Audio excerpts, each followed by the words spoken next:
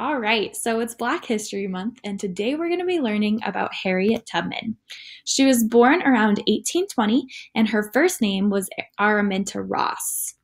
She was born a slave to Edward Bordas, and she was one of 11 siblings. She grew up on a plantation in Dorchester County in Maryland, and whenever she was younger, she was a nursemaid and a muskrat trap setter.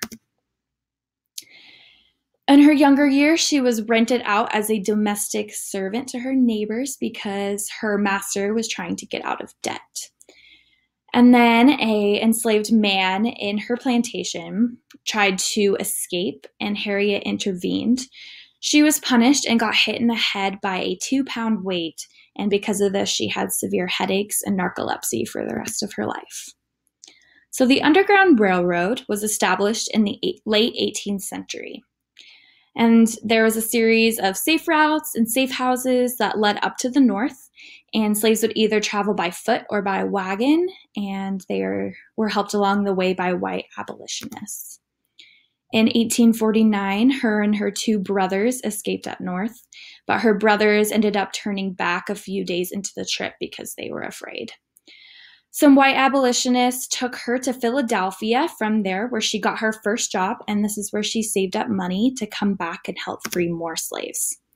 She returned to the South to help hundreds of slaves like herself escape slavery, and because of this, she was known as the Moses of her people.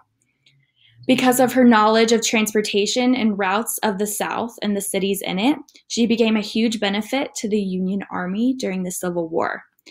During the war that happened in the early 1860s, she served as a soldier, a spy, and a nurse. And after the war was over, she remarried a man named Nelson Davis. And with him, they bought land and they built a home to house African Americans who were sick and in need of some extra help. She lived until she was 93 years old, and during this time, she made her story known all across the country that we still tell today. She died from pneumonia on March 10th in 1913 and was buried with military honors. She was the first African American to serve in the military, so that's why she got that. After her death, her two nieces inherited her home and the 7 acres around it after her passing. And that is Harriet Tubman.